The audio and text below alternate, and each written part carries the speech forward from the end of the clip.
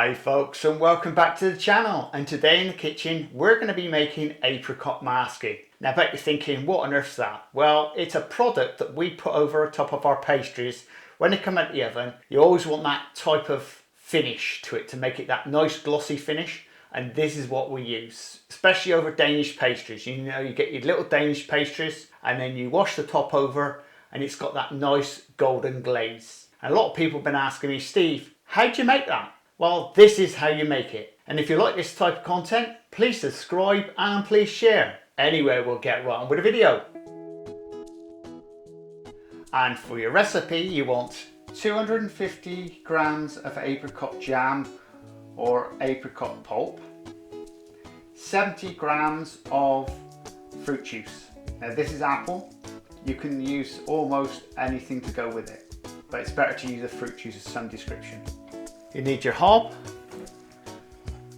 you need your saucepan. We'll pop them on, add in your liquid, and just add in your apricot jam.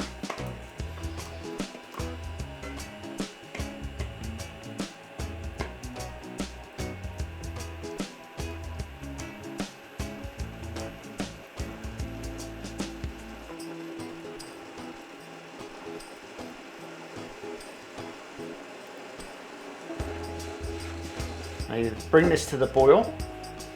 Now keep stirring this round. Now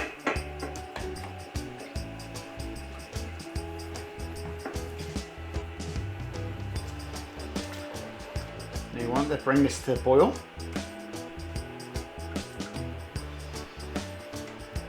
Once this starts boiling, you want to continuously keep doing this for 15 minutes. So the idea is to turn it down on the lowest point and just let it tick over. A bit longer, and it's already starting to thicken up.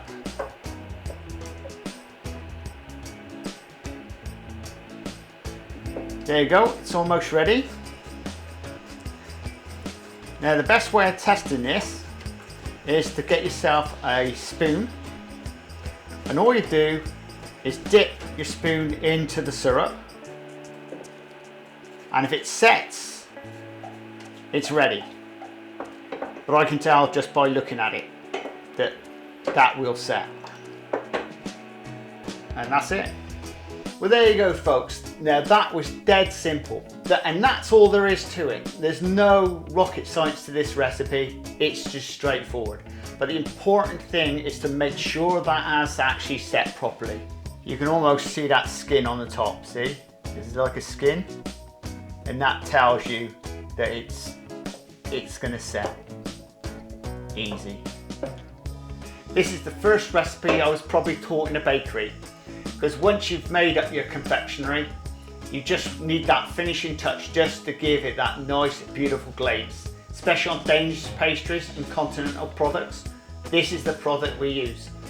The difference back then in the old days, the jam would come in whacking dirt tins, and you didn't really know what you got until you opened the tin. It's like the mincemeat. It used to come in tins, big damn gherkins, and that's how we got it.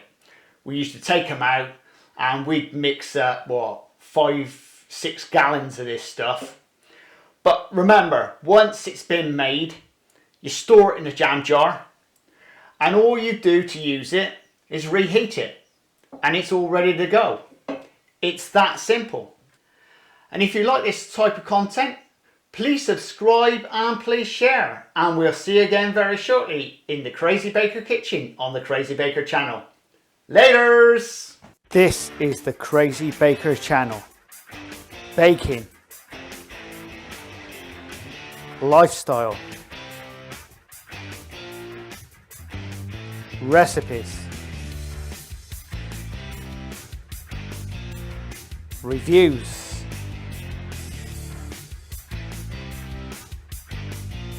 I am the Crazy Baker. Please subscribe and please share.